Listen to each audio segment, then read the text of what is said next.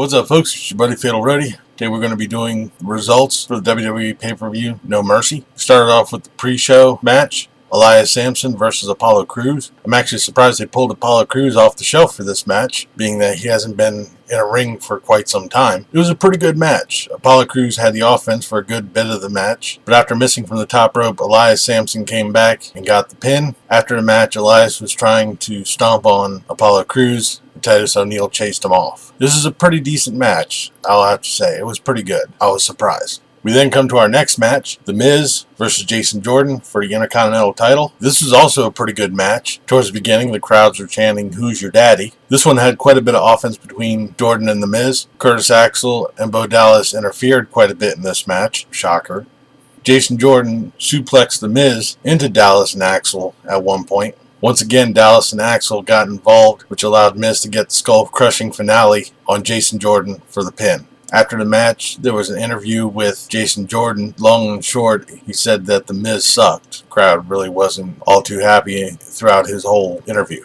We then have Finn Balor versus the Eater of Pins, Bray Wyatt. Right before the bell rang, Bray Wyatt attacked Finn Balor, took it outside, gave Finn Balor the rock bottom onto a table. Bray Wyatt grabs a microphone, starts running down Finn Balor as he's being helped into the back. Finn Balor pushes off the referees, gets back into the ring, which starts the match, and begins to hammer Bray Wyatt. This was a decent match. There was a lot of back and forth between two of them. There was a lot of near falls. Finn Balor hit the coup de grace on the back of Bray Wyatt's head.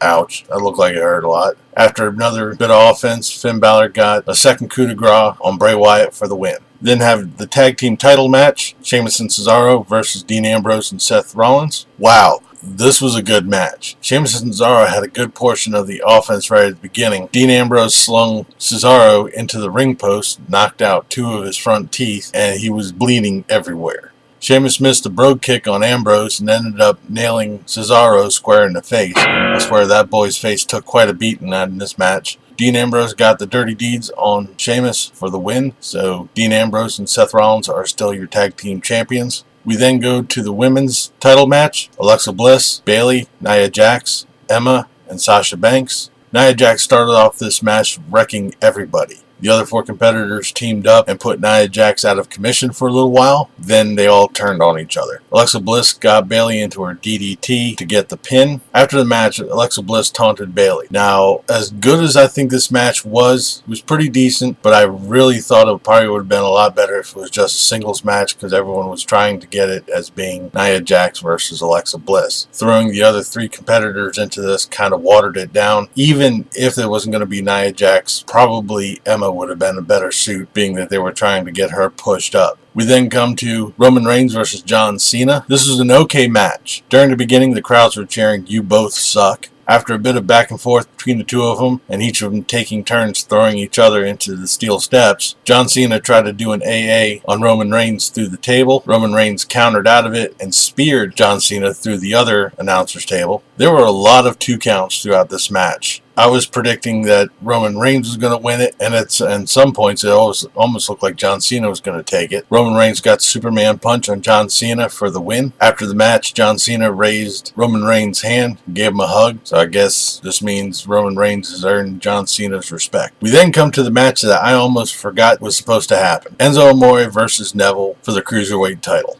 This match was kind of a WTF moment throughout the whole thing. Enzo came out running his mouth as usual. There was quite a bit of back and forth between them. Then Enzo grabs the Cruiserweight title and starts running around with it, and the referee was trying to take the belt away from him. Throughout all the commotion, Enzo Amore got the low blow in on Neville, which let him get the pin, so we now have a new Cruiserweight champion. So I guess we're going to have Enzo Amore running his mouth 10 times more now, being the fact that he's now champion. I don't see him really holding on to the belt for too long. I'm sure Neville's going to be invoking his rematch clause in short order. But throughout this whole match, I was kind of scratching my head going, what the f***?